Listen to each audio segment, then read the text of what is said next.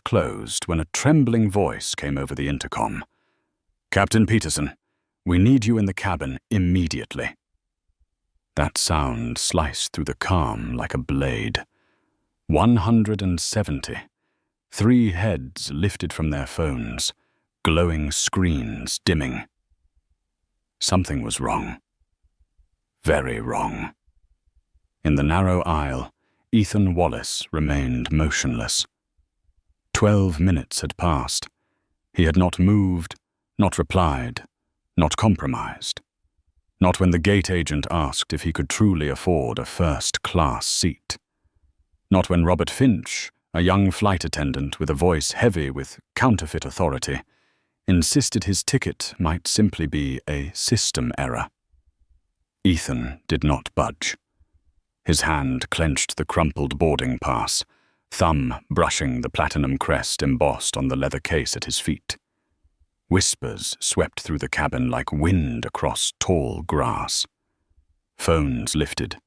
Cameras began to record. Everyone understood.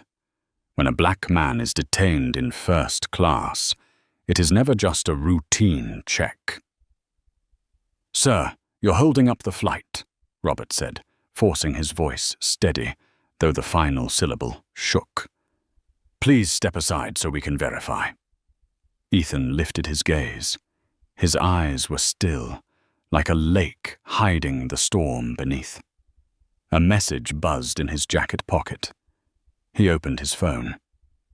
On the screen, 3 words appeared. "Everything is ready." All it required was his command. Olivia Barnes, a flight attendant with 8 years of seniority, stepped forward. Her face was taut, her smile frozen in place.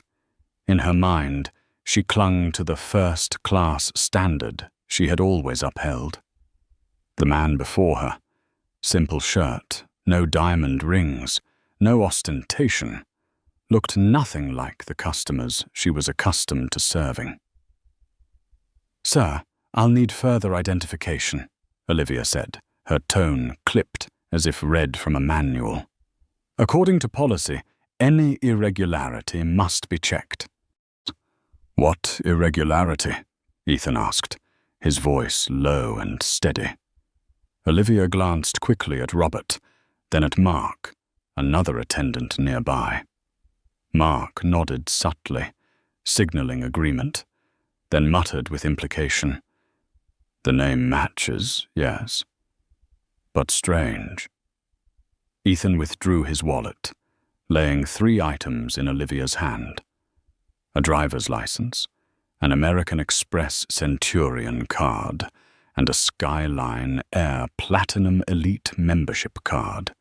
Each glinted beneath the fluorescent light. The names aligned. Every detail was flawless. Yet Olivia scrutinized them longer than necessary, as if she were a forensic examiner searching for invisible cracks. "We've seen scams before. We must be cautious, especially with seats this expensive." Her voice rose just enough for nearby passengers to hear. Charles Whitman, a white businessman in a tailored suit, stepped out from seat 1C. "What's the holdup? I have a meeting at 5. If there's an issue, move him back to coach and sort it out there. We pay for priority service after all." A dismissive glance, a judgment dusted off with ease. Ethan's tone stayed calm. "I have shown every document. I have a first-class ticket. What more do you need?" Robert moved closer, his shoulders squared to block the aisle. "Please, sir, the company's policy is clear in situations like this." "Situations like what?" Ethan pressed, eyes sweeping across each of them. No one answered.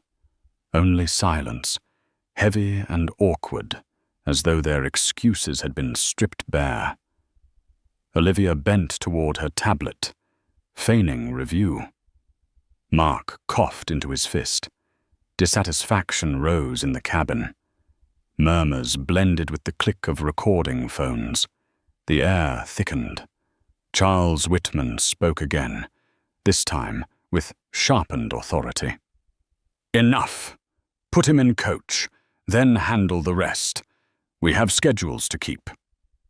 Ethan answered with only one sentence. "I'm not going anywhere." His voice was not loud, but it cut through the silence like a blade. "I hold seat 2A. I will sit in seat 2A. I will not surrender it to anyone." Olivia's frozen smile fractured. Robert glanced at his watch.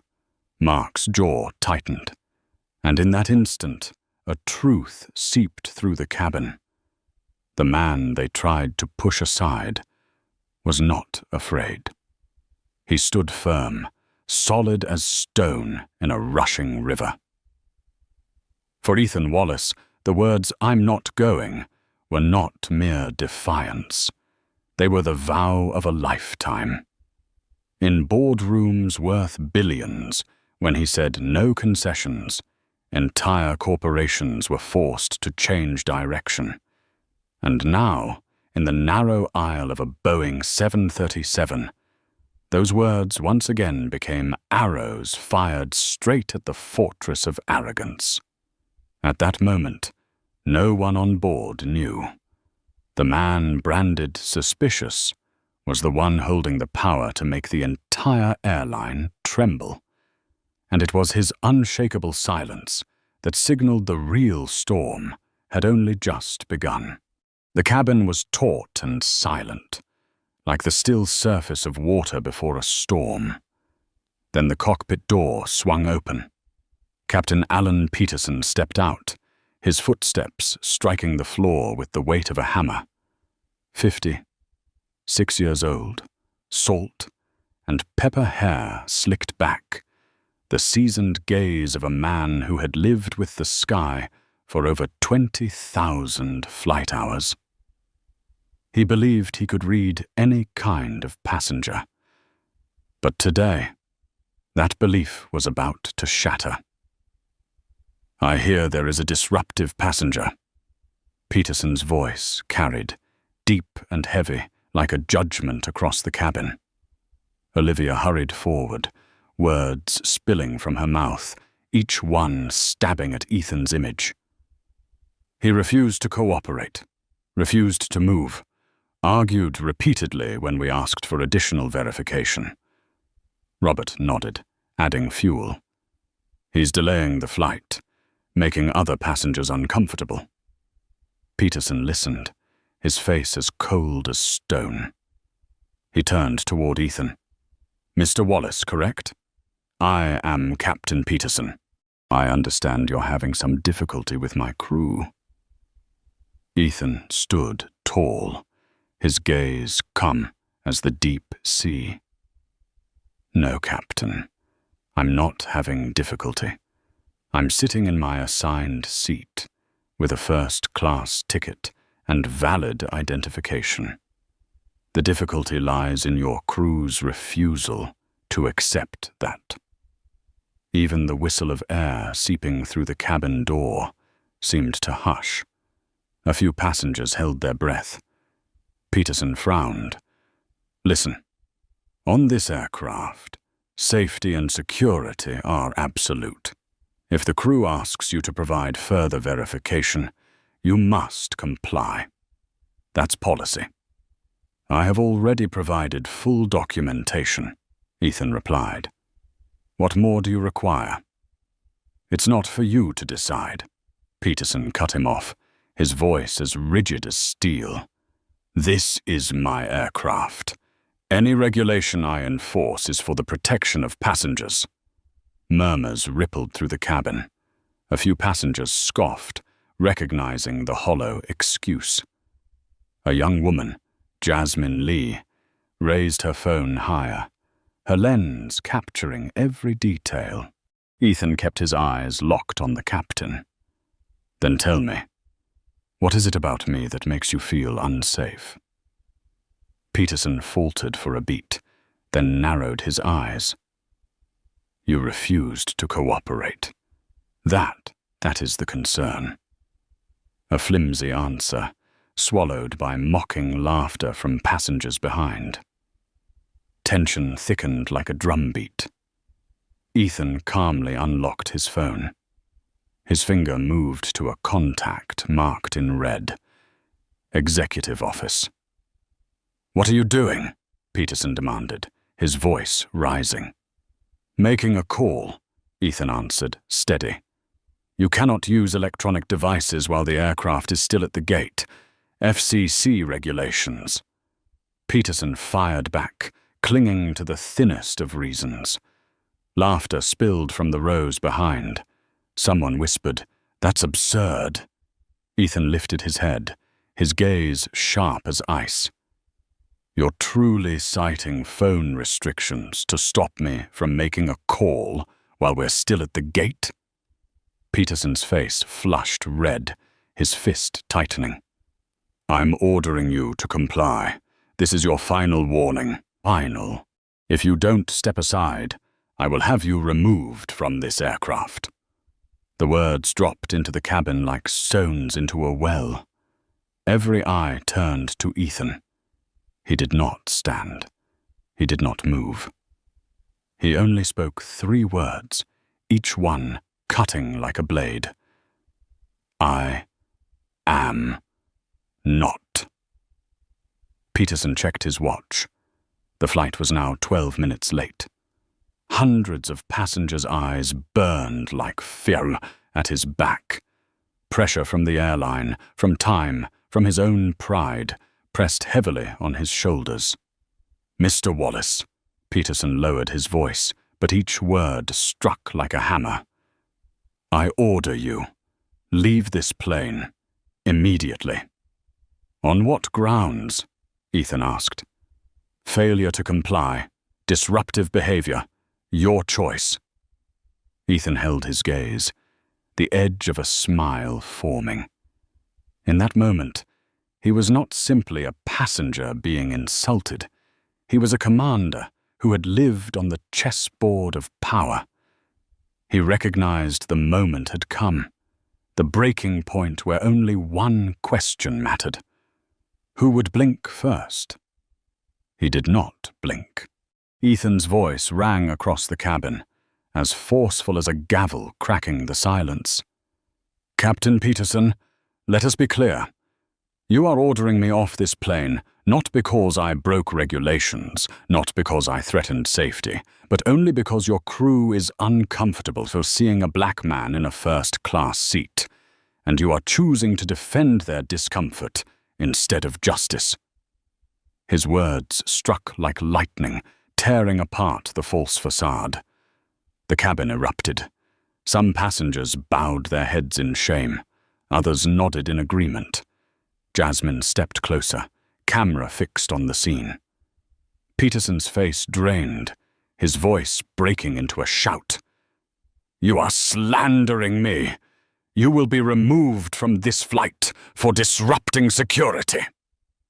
But at that very moment, the authority he thought he commanded began to slip through his fingers.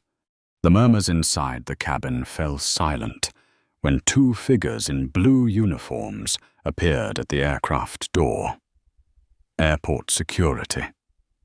Broad-shouldered, heavy steps, eyes trained from years of handling drunks and troublemakers. But when they saw the man seated calmly in 2A, an elegant briefcase at his feet, shirt crisp and pressed, they hesitated. This was not a troublemaker. This was a successful businessman, impossibly composed amid an atmosphere ready to explode. "What's going on here?" one officer asked, his voice low and steady. Peterson seized the chance, pointing at Ethan. "This passenger is refusing to follow crew instructions. He is obstructing, disrupting the flight." The officer's eyes rested on Ethan for several seconds. "Sir, what do you have to say to this?" Ethan tilted his head, his voice warm and steady, almost unsettlingly calm. "I have a first-class ticket, seat 2A. I have presented all valid documents. I have not raised my voice, insulted anyone, or threatened anyone. I have only refused to leave my rightful seat." One officer frowned. "Then why were you asked to leave?" Ethan smiled faintly, his eyes flicking toward Peterson. "That is a good question. Perhaps the captain can answer it." The cabin went silent. Dozens of phone cameras lifted higher. Jasmine Lee was now on her feet, her camera shaking but unwavering. She knew this moment would become evidence. Peterson's face turned crimson. He stammered. He refused to cooperate with additional procedures. That is, policy. "Additional procedures?" the officer pressed. "Identity verification." "But he has already presented identification. I saw he has an airline membership card, a premium credit card. What more is needed?" Olivia lowered her head, pretending to fiddle with her tablet. Robert stepped back, his throat tight. No one dared add another word. The silence roared. Passengers began pulling out phones, cameras flashing. Even Charles Whitman, the businessman who earlier demanded Ethan be sent back, now held up his phone. He muttered loudly enough for Rose nearby to hear. "My God, they're trying to throw him out just because he's black." Peterson whipped around, his voice rising. "No, this has nothing to do with race." But the very denial only sharpened what he was trying to hide. Ethan remained seated, his hands folded neatly in his lap, eyes steady and bright like a beacon in a storm. He did not need to shout. His silence, in stark contrast to the chaos around him, was its own weapon. Then Jasmine's voice cut through the cabin, clear and unwavering. "My name is Jasmine Lee. I have recorded everything from the beginning. This man has done nothing wrong. He has been polite, patient. The only thing he has done is sit in his first-class seat." Her words struck like a spark in a powder keg. The cabin erupted in whispers and gasps. More phones were raised, red recording lights flashing. "Put that phone away," Peterson snapped. "This is a public space," Jasmine shot back. "I have the right to document the truth, and the truth is, he is being treated differently." The two officers exchanged a look, their expressions shifting from routine to grave. They knew this moment could leave the cabin and explode online within minutes. Peterson felt control slipping through his fingers. He turned to Ethan, his voice hard but strained. "I warn you one last time. If you do not leave this aircraft, I will call for backup, and you will be dragged out in front of everyone." Ethan lifted his head, his voice low and resonant like a bell tolling. "And if you do that, within an hour, Skyline Air will be at the center of a crisis. Stock will plummet. Headlines will flood the news. Congress will demand answers. Are you certain you want to go that far, just to force me out of a first-class seat?" The words cut through the air like a blade of ice. Peterson froze. The passengers held their breath. The officers remained motionless. Ethan exhaled slowly, his eyes locked, unshaken. "The choice is yours. But remember this, I am not leaving." The weight of silence pressed down on every soul in the cabin. Then suddenly, the crackle of the intercom filled the air. "Attention passengers and crew. This is Linda Morales, Executive Vice President of Skyline Air. We are monitoring this situation through the surveillance system. Captain Peterson, you are to immediately cease any procedure to remove this passenger from the aircraft." The cabin erupted with gasps. Peterson turned to stone. Olivia went pale. Robert stumbled back, his pulse racing, and Ethan, for the first time since boarding, allowed himself the faintest smile. The cabin fell into silence after the shattering announcement from the intercom. Only the pounding heartbeat of those involved echoed in their ears. Peterson's face turned pale, his lips pressed tight, the weary eyes of a man who had flown for over 20 years, now trembling with panic. For the first time in his career, the captain felt he no longer held command. The glow of passengers' phones lit up his figure like judgmental spotlights, leaving him nowhere to hide. "Captain Peterson," the woman's voice on the intercom rang out again, sharp as steel. "You will leave the cockpit immediately to report to management at the gate. Flight 447 is delayed until this matter is resolved." The final order shattered every illusion. Peterson stood frozen like a statue. Passengers held their breath, waiting. Ethan slowly rose from seat 2A. Not hurried, not explosive. Every movement carried weight, as if he were rewriting each line of the script for the performance ahead. He slipped a slim leather wallet from his jacket. As it opened, the cabin lights reflected off a metal card engraved with the words, "Skyline Air, Chairman and Chief Executive Officer." The cabin erupted. Olivia dropped her tablet, the sharp crack of plastic against the floor ringing through the air. Robert staggered back, hitting the wall with a thud, his mouth gaping as if the breath had been stolen from him. "Ladies and gentlemen," Ethan's voice carried clear and steady across the cabin. "My name is Ethan Wallace, Chairman of the Board and Chief Executive Officer of Skyline Air.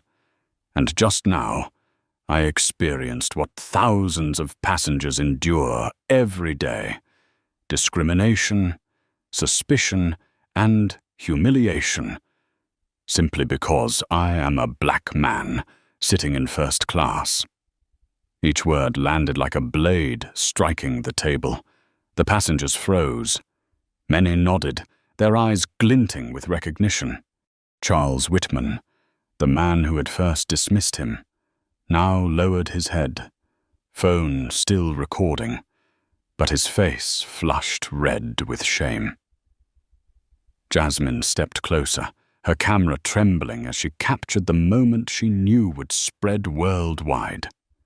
Ethan turned to Peterson, his voice calm, yet laced with the chill of authority.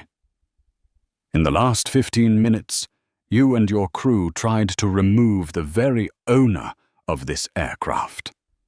Do you understand the consequences of that?" Peterson stammered, his lips dry and cracked. I didn't know. I never. Exactly. You didn't know, and that is the problem." Ethan's voice struck like a hammer. "You didn't care who I was or what I had done. You only saw a black man in first class, and that alone was enough for you to decide I did not belong here."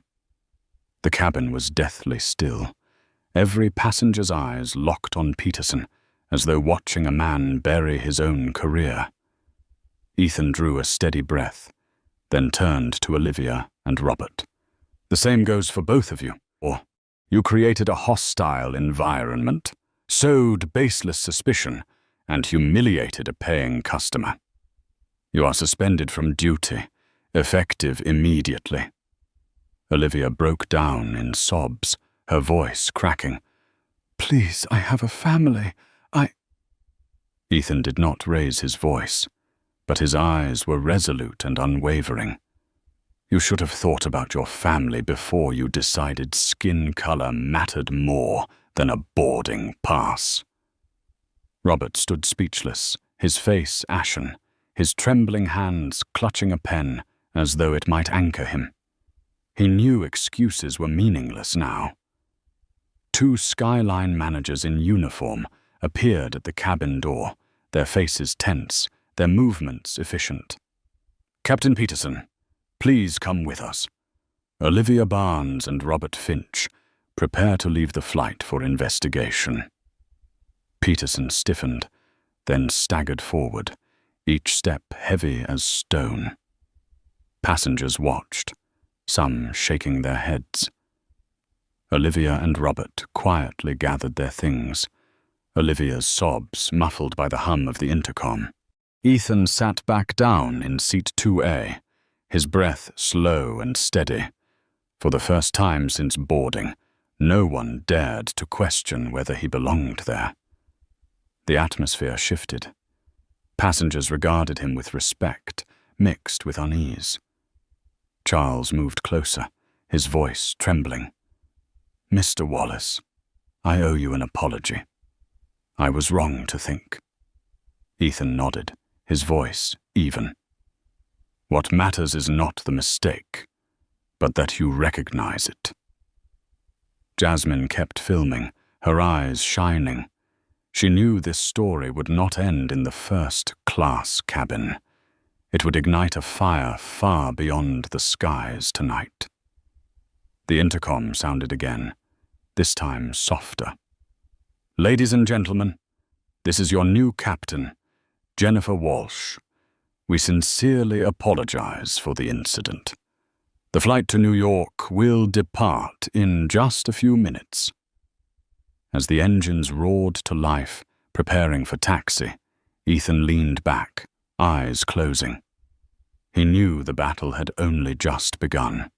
The engines roared as the plane rolled out onto the runway. Outside the window, city lights blurred through a thin veil of rain. Inside the cabin, silence hung heavy. Everyone had just witnessed a reversal of power. A CEO treated as an intruder on his own property, and within minutes, the balance of authority had shifted entirely. Ethan sat upright in seat 2A. His hands rested on his lap, his eyes half closed, but his mind turned like a storm. Every image still echoed: the suspicious glances, the sharp commands, the muffled laughter mixed with awkward silence. He had seen this before in boardrooms, when rivals tried to push him out of negotiations. But this time was different. This was not a deal. This was dignity. A soft ding signaled the intercom. A warm female voice came through. "Mr. Wallace, this is Linda Morales from the executive office. I want you to know that the entire incident has been recorded and is being transmitted directly to the board of directors. When you arrive in New York, we will convene an emergency meeting to implement disciplinary actions and necessary reforms." Ethan pressed the microphone button beside his seat.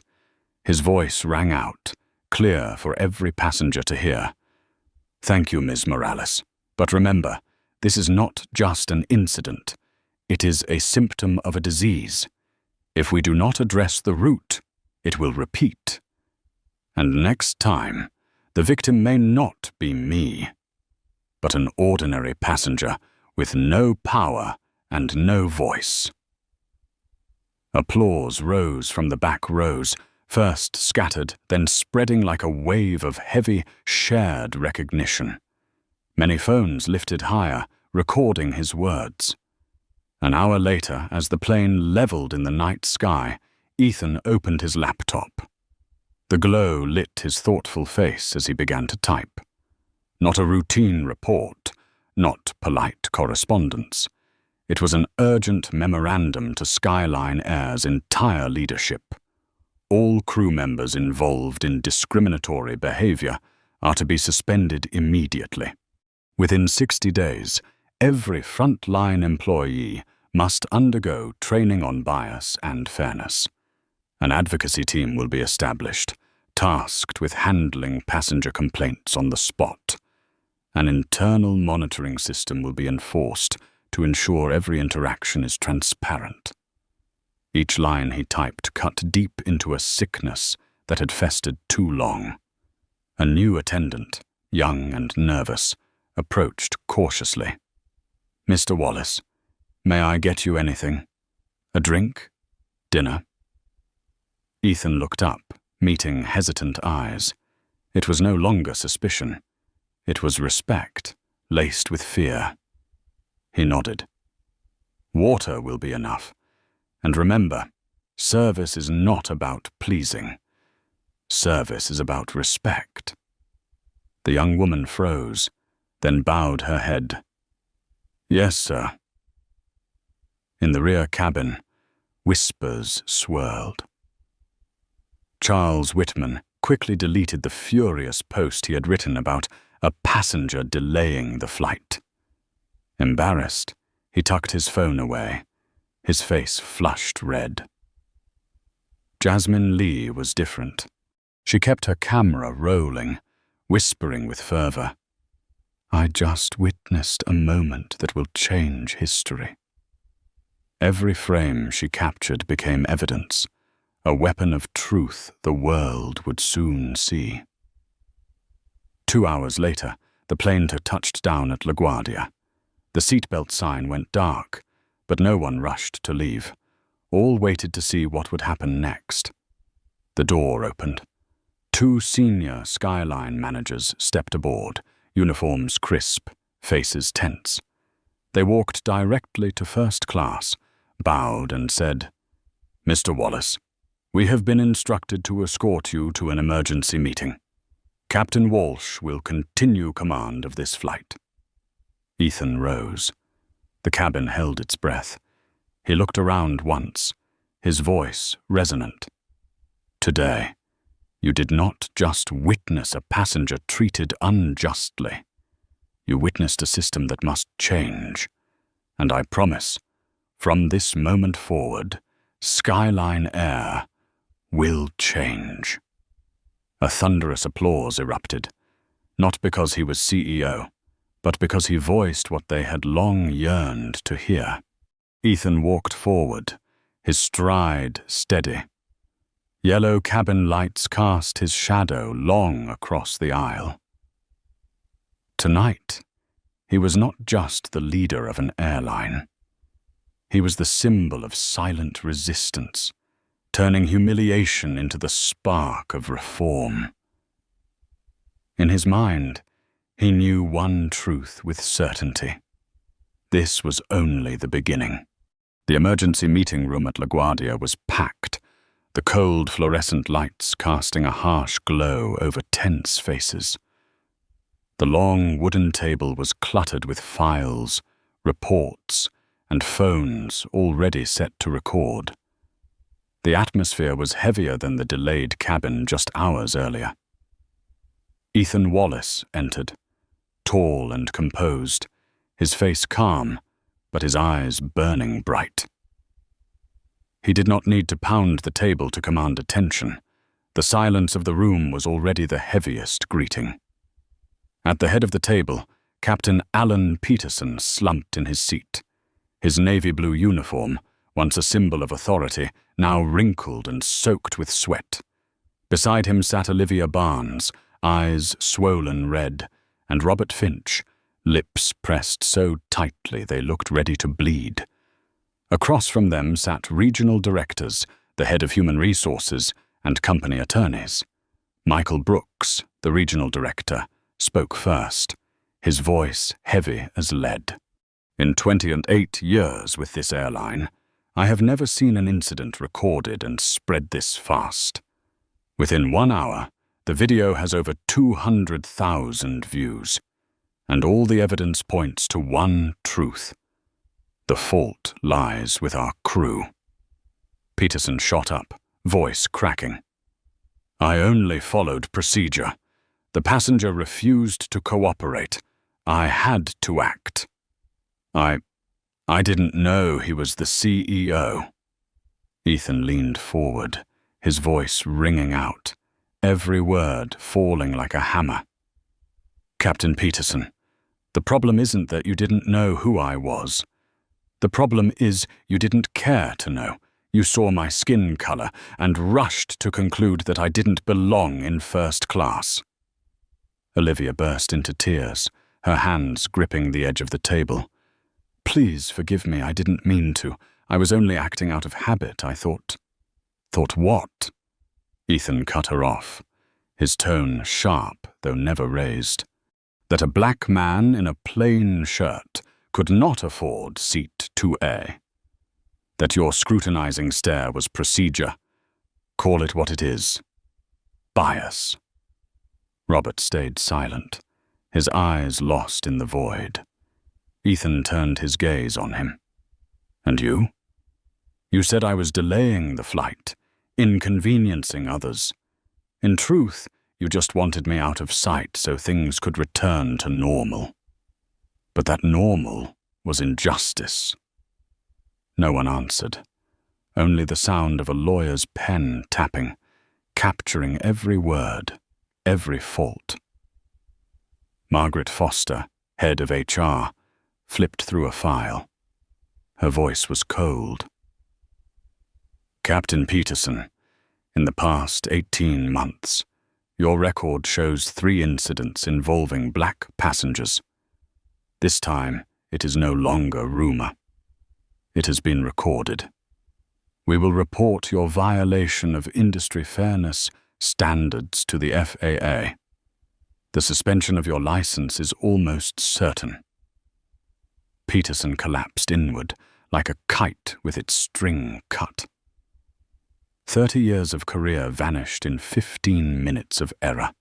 Olivia and Robert bowed their heads, their hands trembling. Margaret turned to them. "Both of you are suspended indefinitely, pending investigation. But with video evidence and dozens of passenger statements, I fear your careers in this industry are over." The sound of muffled sobs filled the room. Ethan closed his eyes for a moment. He did not feel triumph. This was not a personal victory, but proof of a systemic illness. He opened them again, his voice slow yet resonant. "I am not here to destroy careers, but I will not allow my passengers, any passenger, to suffer the same humiliation I did today.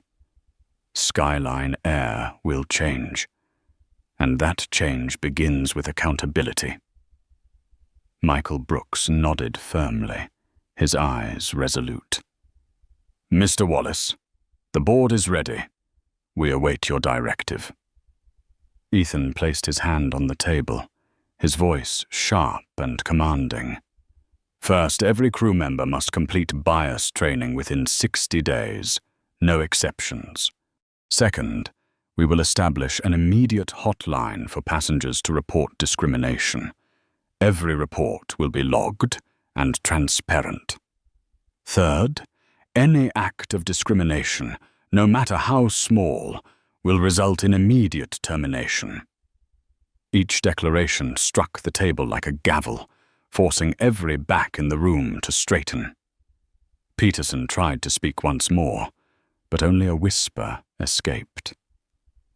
"Mr. Wallace, please, I've dedicated my life to this airline." Ethan's gaze was steady, cold, but not cruel. "Dedication does not erase prejudice.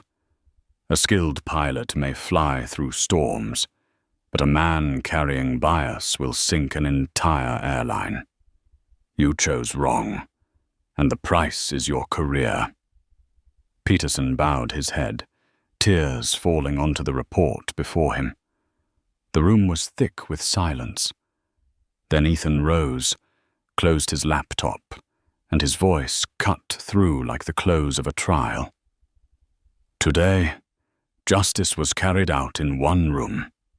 Tomorrow, it must exist on every flight. I will not stop until Skyline Air becomes the airline of fairness." Everyone stood, not out of formality, but because they felt the fire in his voice.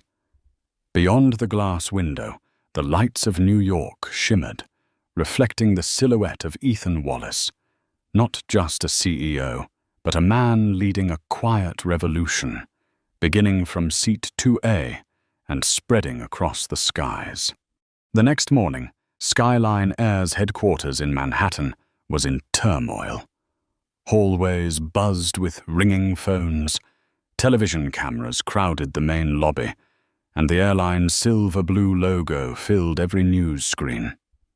Headlines blared, "The 2A moment shakes the airline industry." Skyline Air faces unprecedented crisis. But Ethan Wallace did not hide. He chose to step into the light. The press room blazed with flashes. Hundreds of reporters jostled, microphones thrust forward. Ethan appeared, moving with calm assurance, his face composed but his eyes blazing. A perfectly tailored black suit, a deep navy tie against a crisp white shirt, not to flaunt, but to deliver a message. True leadership was here. He placed his hand on the podium, his voice resonant and steady. "Ladies and gentlemen, I am not here to tell a personal story. I am here to lay bare a truth. Yesterday, I was doubted, stopped, and nearly dragged out of a first-class seat.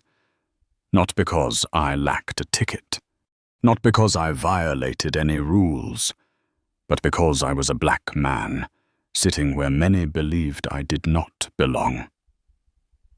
The room held its breath. Camera lenses snapped, recorders glowed red. Ethan pressed on, his voice rising with force. But I was fortunate. I had power. I had a voice. I could stop this injustice for myself. The problem is, millions of other passengers do not, and they, every day, are pushed from their seats, doubted, humiliated, simply because of bias.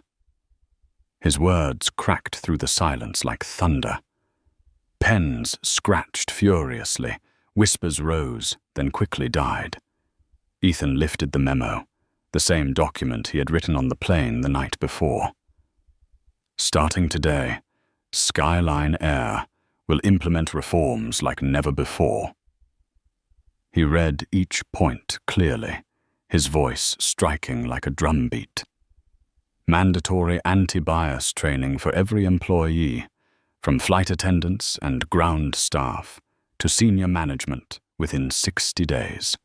A passenger advocacy division operating 24/7 to address discrimination complaints immediately. Transparent monitoring systems in cabins with records stored as evidence for any incident. A zero-tolerance policy. Anyone found guilty of discrimination, even in the smallest act, will be terminated at once. The clatter of keyboards filled the room. A reporter from the New York Times called out, "Mr. Wallace, do you think these measures will increase operating costs?" Ethan looked straight into the lens, his eyes sharp as steel. "The real cost is silence. We have already paid in dignity, in reputation, in customer trust. An airline cannot survive if its passengers feel disrespected. So the question is not, how much will this cost? But, how much will we lose if we do nothing?" Applause broke out from the back rows, tentative at first, then swelling like a wave. Not from every reporter, but enough to shift the air in the room. Meanwhile, outside, social media erupted. Jasmine Lee's video had passed 10 million views in just 12 hours. The hashtag #FlyWithDignity surged to #1 worldwide on Twitter. Tens of thousands of comments poured in, recounting similar experiences of scrutiny, suspicion, and being removed from paid seats. One tweet spread like wildfire. If the CEO was treated this way, what happens to the rest of us? Skyline Air's stock dipped 2% in the morning, but by afternoon, after Ethan's speech was broadcast live, the graph spiked upward. Investors no longer saw only a company in crisis, but a leader willing to face it and reform.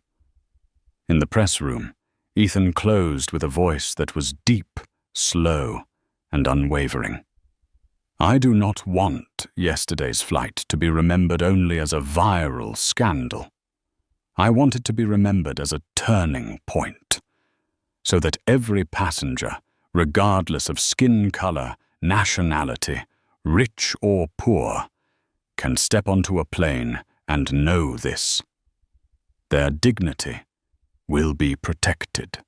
He paused, swept his gaze across the room, and ended with one final line, sharp as a blade, etched into memory.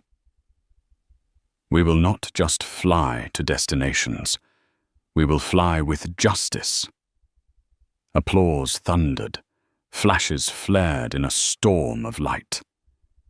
In one corner, Jasmine Lee slowly lowered her camera, her heart pounding.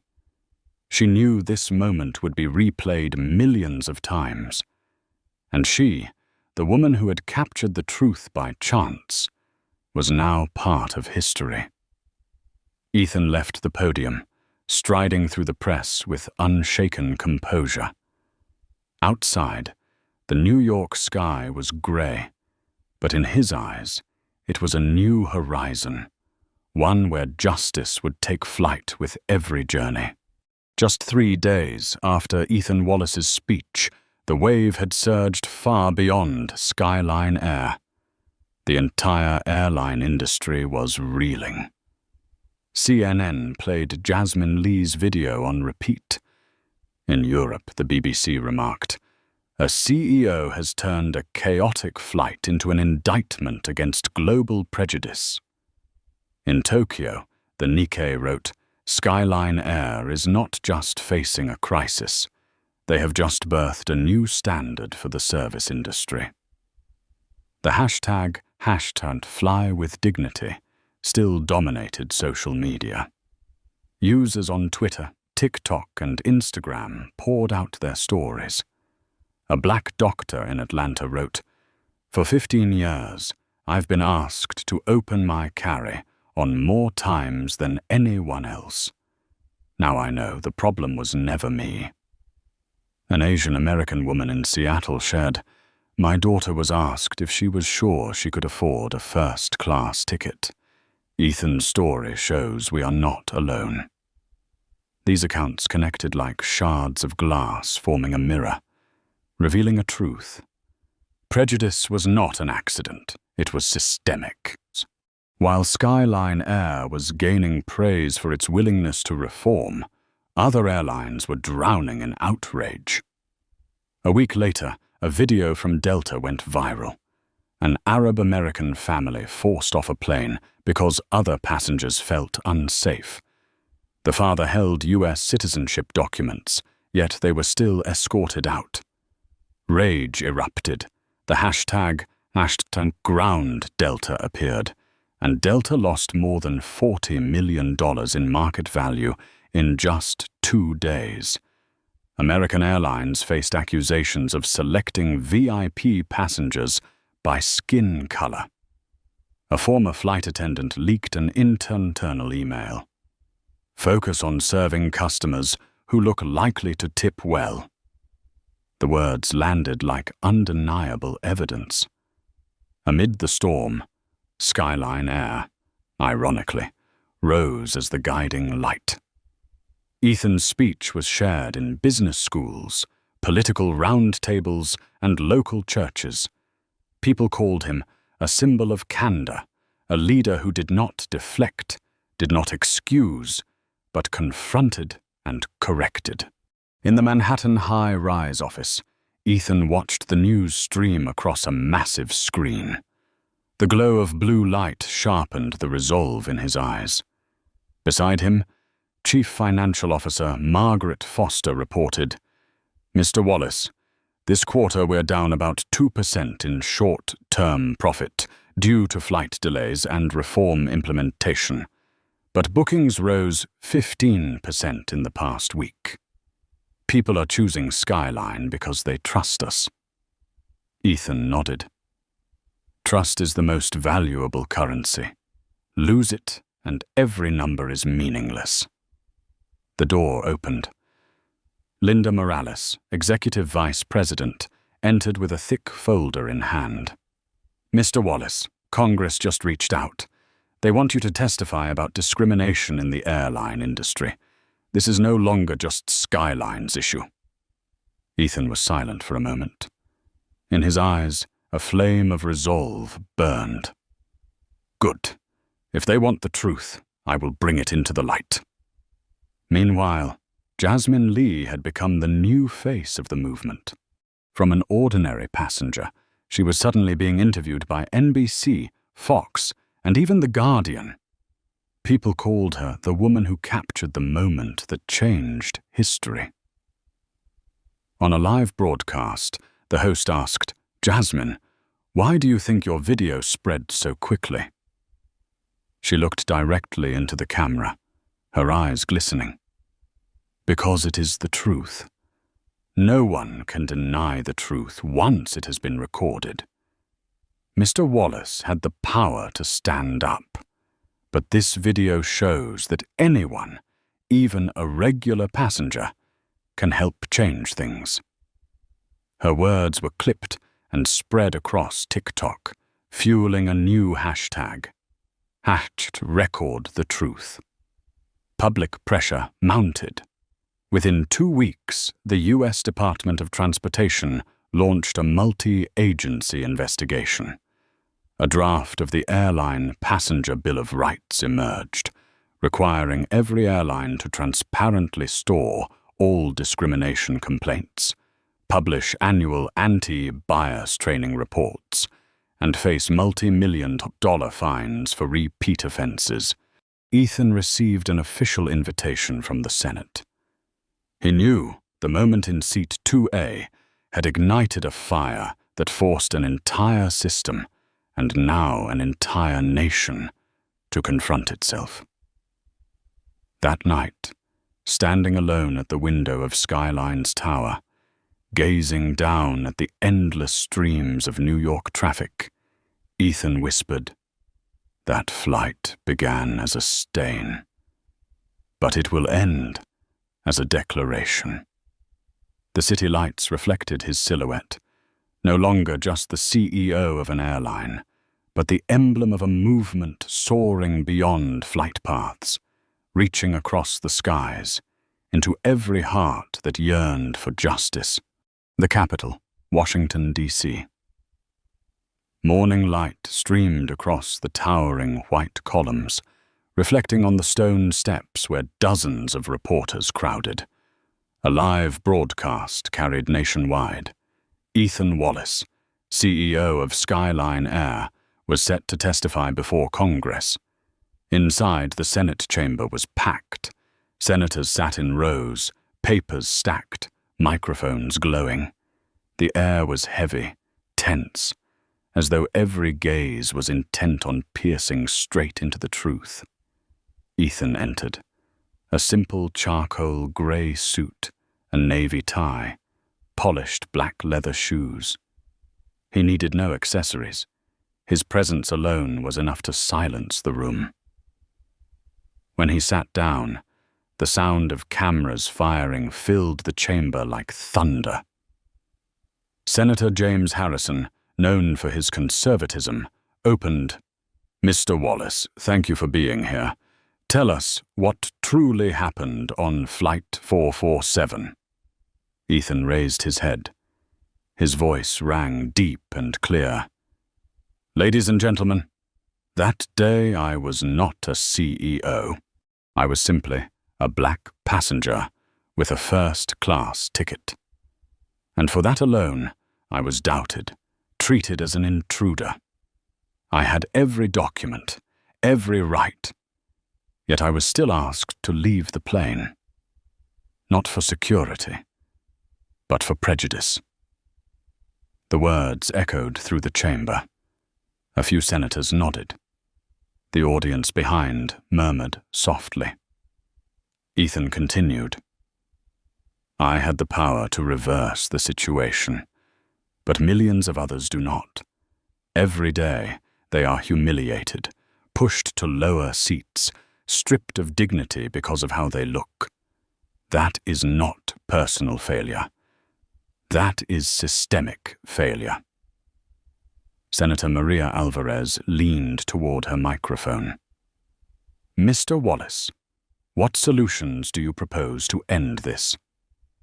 Ethan opened his case, pulling out a thick file, dropping it firmly on the table. The Airline Passenger Bill of Rights, drafted by the Skyline Air Team. It includes mandatory anti-bias training, transparent reporting systems, severe financial penalties, and a mechanism to allow passengers to file direct complaints on the spot. Harrison frowned. But this will raise costs significantly across the industry. In the end, passengers will pay the price. Are you sure this is the right path? Ethan's eyes burned as he looked directly at him. Which cost is greater? A few million for training, or hundreds of millions lost in a crisis of trust? More importantly, which cost is greater than the dignity of a human being? Silence fell. The question hung in the air like a mirror reflecting every face. Outside, the public watched live. In a cafe in Atlanta, black passengers applauded when they heard Ethan speak. In Los Angeles, an Asian American family whispered with tears in their eyes. Finally, someone speaks for us. On Twitter, the hashtag #Airline Bill of Rights shot to the top of the trends. Meanwhile, the fates of those who once opposed Ethan became clear. Alan Peterson, the former captain, sat alone in his empty Atlanta apartment.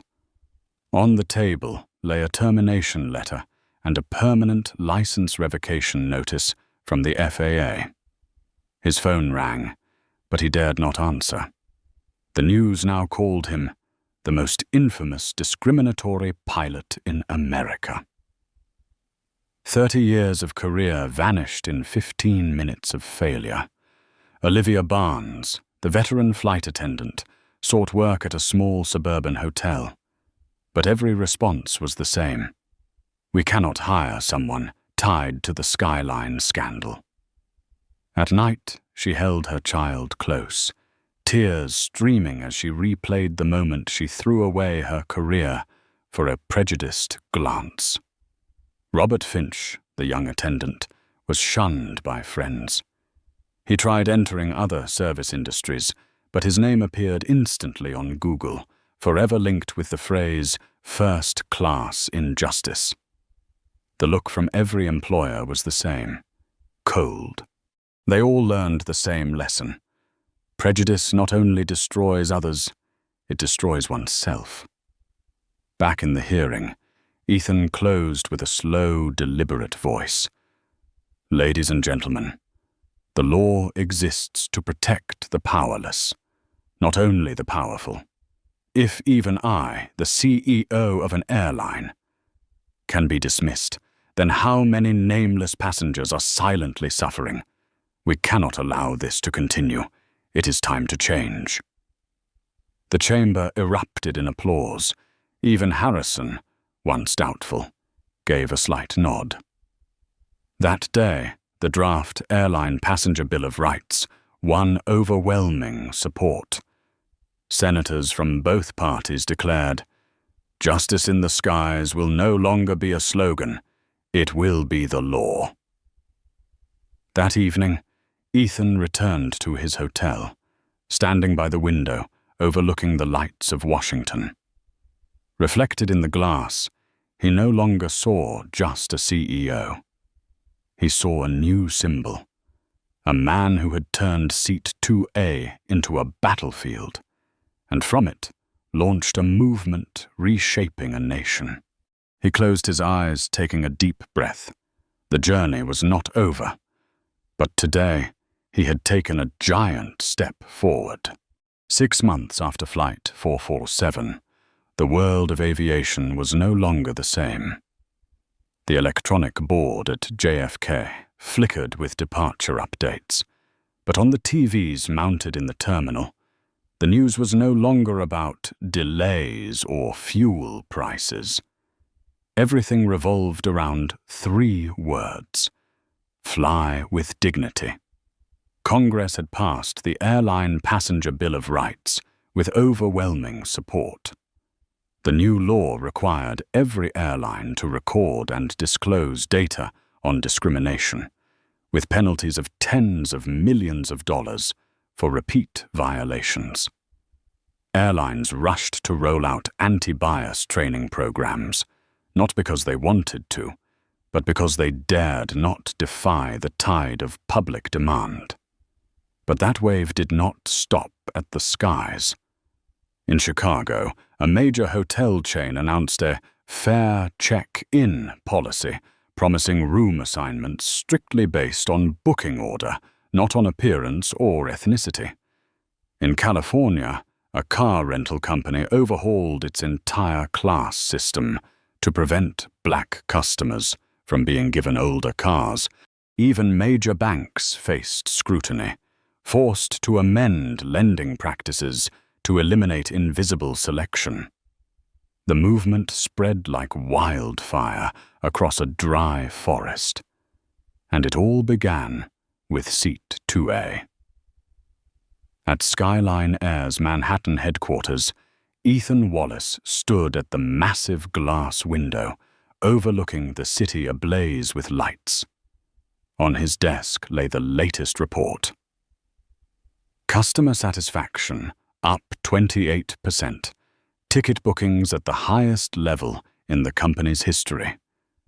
But what made him smile was not the numbers, it was the printed email beside them. Dear Mr. Wallace, I am an ordinary passenger. Last week, when a flight attendant started to re-check my ticket, her colleague stopped her and said, "At Skyline, dignity does not need verification," I cried. "Thank you for changing everything." Ethan folded the paper, his gaze distant. He knew the work would never be easy. But words like these were the fuel that kept him going. Meanwhile, Jasmine Lee, the young woman who had filmed the video, was in her 2nd year at Howard University Law School. She had just started an internship at the Dignity Defense Fund, the organization Ethan founded with $50 million, now grown to $200 million thanks to massive donations. Its office overflowed with case files, passengers removed from flights for speaking another language, guests denied service at hotels, countless small but painful stories. Jasmine told her colleagues, "The day I raised my phone, I only wanted to record the truth. But I've learned this. When the truth is exposed, it can change an entire system." Her words resonated in the room full of volunteers. They knew they were working not just for an airline, but for the world. At Yale, Professor David Thompson lectured his civil rights law class. Before Skyline, cases of discrimination were often dismissed as personal grievances, too hard to prove. But when technology meets courage, we have evidence that cannot be denied. The Ethan Wallace case is a turning point. From one passenger to a reformer. On the screen behind him, an image of Ethan sitting calmly in Seat 2A appeared. More than 200 students sat in silence. A year later, Ethan took the stage at the National Urban League Conference. 3,000 people packed the hall, applauding thunderously. He raised his hand for quiet, then spoke, his voice deep and resonant. Change does not begin in boardrooms. It begins in the moment when one person refuses to yield to injustice. I sat down in seat 2A, but I refused to leave, and that refusal created a movement. He paused, his eyes sweeping the crowd. Dignity is not a privilege. Respect is not a gift. Justice is not something to be begged for. They are basic rights, non-negotiable. The hall erupted, many rising to their feet, tears streaming. After the event, a little black girl, about 8 years old, clutched her mother's hand and shyly approached. "Mr. Wallace," she whispered, "my mom said you made it safe for us to fly." Ethan knelt to meet her eyes, gently holding her small hand. "You were always safe, little one. The difference now is that the whole world knows it." Her eyes sparkled. In that moment, Ethan knew every effort, every battle, was worth it. Outside, the night sky glowed with the lights of departing planes. The roar of engines echoed like a triumphal anthem. A new flight took off, carrying hundreds of passengers, and a message spreading across the globe. Justice may begin with one seat, but it will never end there. Ethan Wallace stood by the window, watching silently.